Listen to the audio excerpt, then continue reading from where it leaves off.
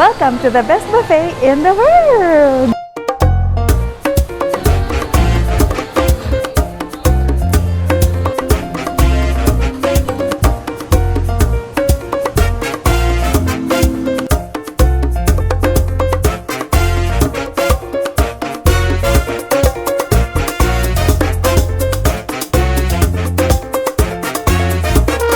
My first step is to dress appropriately. So as you can see, I'm wearing a tent, like a gift wrapper or a tent or a parachute because you have to be comfortable when you come and make sure that all of the food will fit in your body and you won't be constricted by what you're wearing.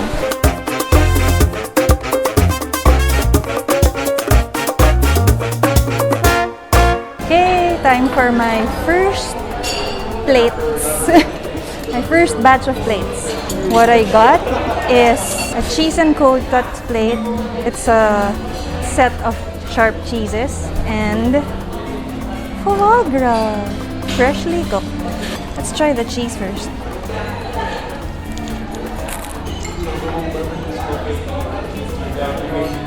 Wow. They put truffle honey in it. So truffly. And honey. Wow. That cheese is strong. You'll feel the kick a few moments later, so beware. I don't even know what cheeses these are. It's a variety. They curated for you. It's nice. What I like about these cheeses is that the flavor develops the longer you eat it. Okay, let's try the foie gras. It's my first time to taste foie gras. Let's try the foie gras by itself first so I can learn the original flavor.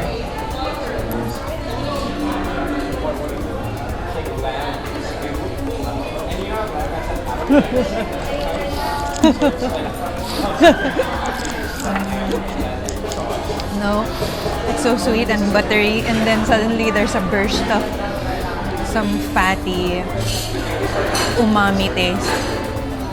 It's not meaty, but it's flavorful. And it's mild in the beginning, like when you, especially when you cut it, it's so soft.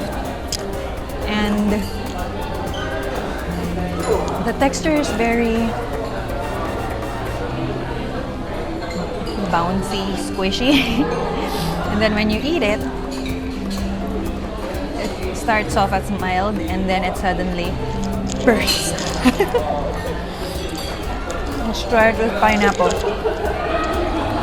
There's a side of pineapple.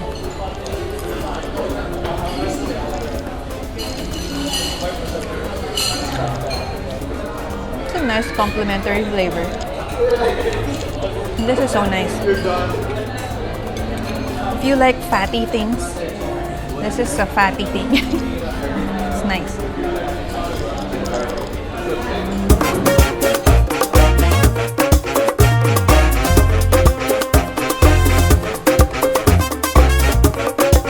Tip number 2, it goes without saying, but I'm still going to say it.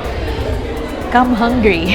People are built differently. Some people prefer eating small meals before a buffet to expand their stomach, their digestive system. And some people want to go when they have almost nothing at all to make sure that they're very hungry and there's space for food. Learn what kind of person you are because I'm the second one.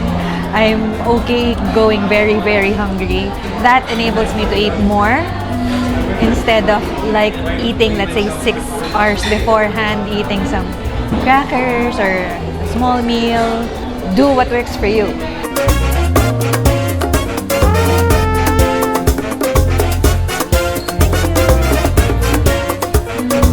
So I'm on my second batch of plates. Still easing into the main course.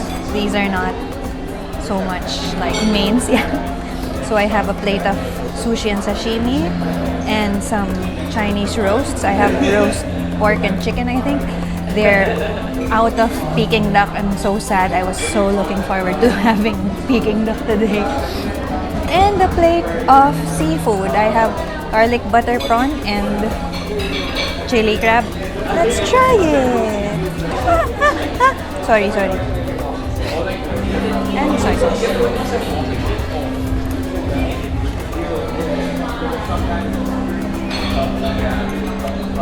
Oh, that's so good. It's so fresh. It's so good. I'm coming back for that. The classic tamago.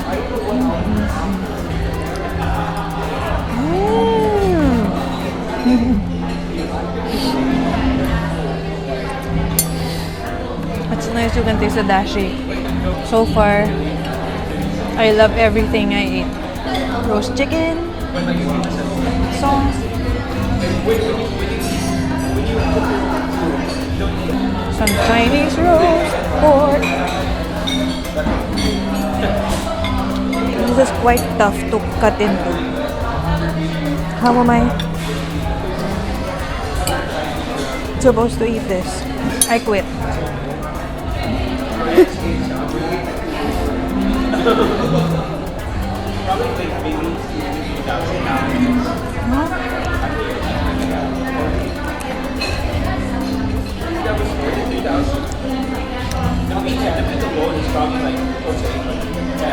Difficult to cut, but it's good. Let's try the seafood. I was hesitating to get crab because I don't know how to eat crab from the shell. But I'm willing to try. How do you even get the meat out of the shell? Woo! Try and taste it.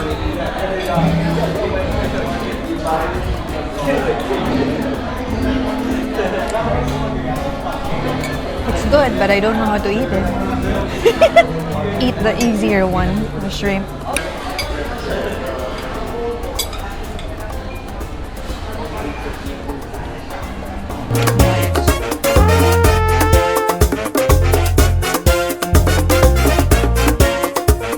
My next tip is to have a game plan and pace yourself. So my first plate was a plate of cheeses and also foie gras. So it's really an appetizer. I know I'm still getting my money's worth because I got the items that we know are worth a lot in the buffet, and now I'm ready to get into the mains that I'm interested in. So of course we have to prioritize the items that we don't usually eat in regular restaurants because we don't eat at Spiral every day. Welcome to my third batch of plates. So we are now entering main course territory. I went to the carving station and got roasted beef and lamb and also pasta from a cheese wheel. Wow! Cooked medium rare and served with red wine sauce. Oop! Oop! Ayaw magpakain.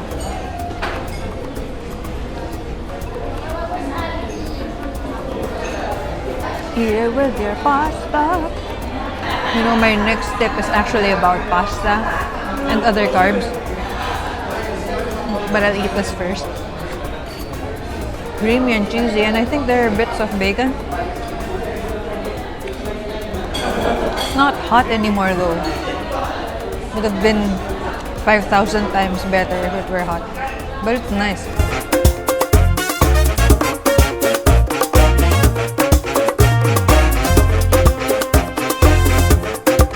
My next tip is for people like me who love pastas and breads and noodles, potatoes, anything carbs. I love carbs. If you want to eat carbs, make sure to take them towards the end of your meal because you know carbs are very heavy, so you're going to feel full immediately. And we know that if we want to get our money's worth at a buffet, that most of the carb items like the rice and the noodles, they don't cost that much. So if you want to stretch the money that you paid for your buffet, make sure not to front load your meal with a lot of carbs. Nasa policy I hardly eat any pastas or breads during buffets, but because I can't resist pasta, I had to eat one, but I made sure that I ate it towards the end of the meal.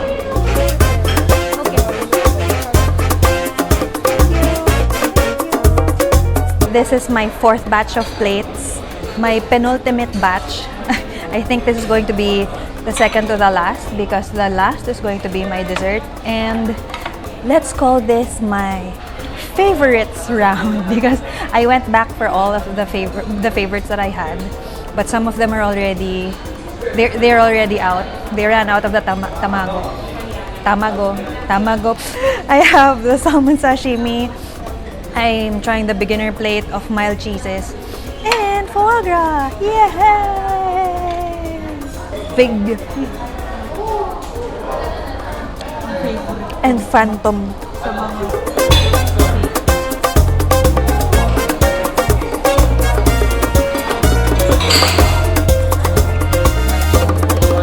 Wow.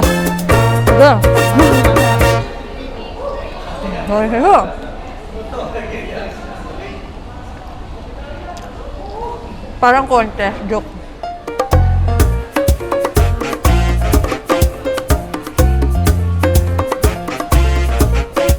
I'm down to my last plate, but if only I had more time, this won't be my last plate. And the sad thing is, they actually close at 9:30 and not 10, so I was planning to get ice cream for dessert, but they're already closed. So I just got an assortment of pastries for dessert. Let's try them. I think I have this chocolate truffle. Good. This one is matcha red bean.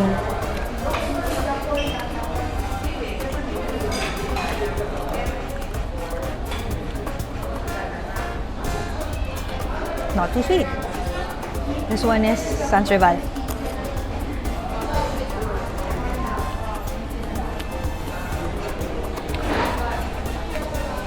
It's not as good as your favorite Sans Rival. Whatever that is. And then we have this Oreo thing. Good. Lightning round. We have this red velvet.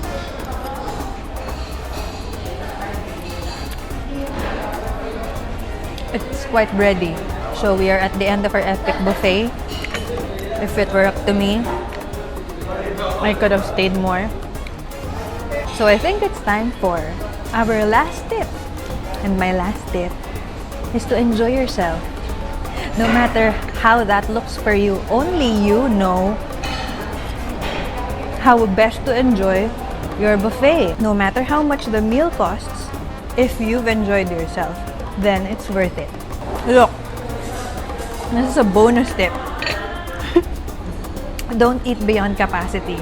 Because even if you're trying to make the most out of what you paid for, if you end up not feeling well after, that's not worth it at all. If you're feeling sick or like uncomfortable after, it's not good.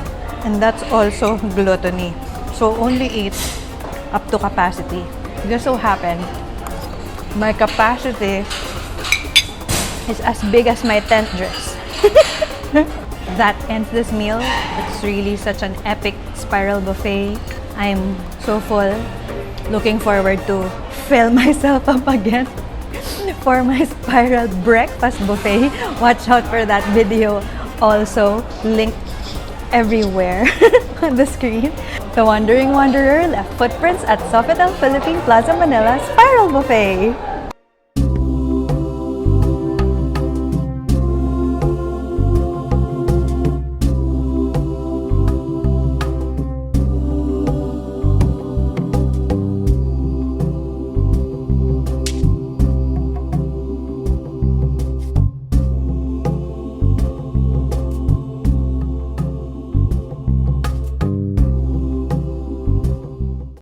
Hindi naman tatapos ng 10 PM to, mas marami pa ako nakain.